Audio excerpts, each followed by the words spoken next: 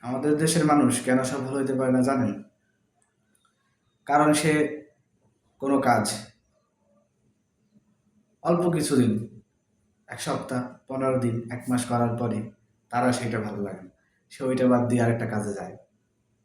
আবার আরেক জায়গায় যাওয়ার পর সেইখান থেকে আবার ওইটা বাদ দিয়ে আরেক জায়গায় যায়। মানে একটার পর একটা সে খালি পরিবর্তন করতেই থাকে। সে দেখে যে সে একটা কাজে আছে, সে সেই কাজটা নিয়ে সুখী না। সে আরেকজনে কি করে ওইটা দেখে। আরেকজনে কি খায় ওইটা দেখে। আরেকজনে কোথায় যায় ওইটা দেখে। আরেকজনে কি কাজ করলো ওইটা দেখে। এই কারণে সে সফল হইতে পারে না। সে অন্যকে নিয়েই সবসময় ভাবে। নিজের কাজে সে নিজে কখনো সুখী হইতে পারে না। আবার দেখবেন যে কেউ কোনো নতুন কাজ শুরু করছে, নতুন একটা মাথায় বুদ্ধি আসলো, প্ল্যান আসলো যে এইটা করলে কিরকম হয়। দেখবেন সে তাকে ডিমোটিভেট করে।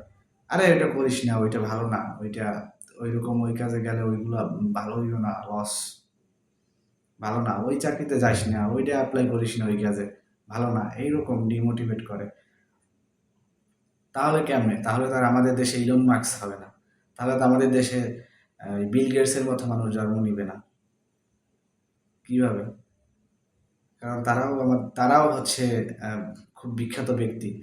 তাদের মতো বিখ্যাত হইতে গেলে তাদের মতো প্ল্যান মাথায় নেওয়ার পর নিজের লক্ষ্যে দৌড়াতে হবে। অন্যে কি বলল, অন্যের কি করলো, অন্যে কি খাইলো ওইদিকে আমাদের দেখলে চলবে না।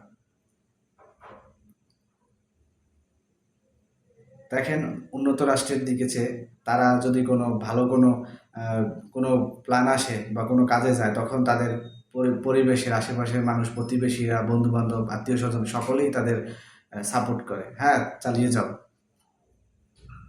হবে। তাদের উৎসাহ দেয়। আর আমাদের দেশের মানুষ কোনো কিছু শুরু করলেই, ভালো দেখলেই, "আরে ওইটা করিস না, ওইটা ভালো না। কি করে ও? সারাদিন দেখি খালি শুধু অনলাইনেই থাকে। আরে কি যে করে দেখি, ওই তো ব্যবসা নিয়ে বইসেই আছে, চলে না, কি করে?" এরকম ডিমোটিভেট করে। কেন? আপনি তাকে উৎসাহ দিতে পারেন না? কারণ আজকে সে খারাপ আছে, কালকে তো ভালোও করতে পারে। কেউ আইসা তো একদিনেই পুরো বিশ্ব জয় করে ফেলে না। সময় দিতে হয়। সবকিছুতেই সময় দিতে হবে। একদিনেই যদি সবকিছু মানুষ পেয়ে যেত তাহলে তো আর মানুষের এত পরিশ্রম করার কোনো প্রয়োজনই ছিল না। তাই আমাদের সকলের নিজ লক্ষ্যে পৌঁছানোর জন্য অবশ্যই নিজেদের ধৈর্যের প্রয়োজন। আর অন্যে কে কি বলল ওইদিকে আমাদের না দেখাই ভালো। কেউ যদি আমাদের পাশে থাকলো, না থাকলে না থাকলো। কারণ আমাদের দেশের মানুষই এইরকম। কেউ কাউকে সাপোর্ট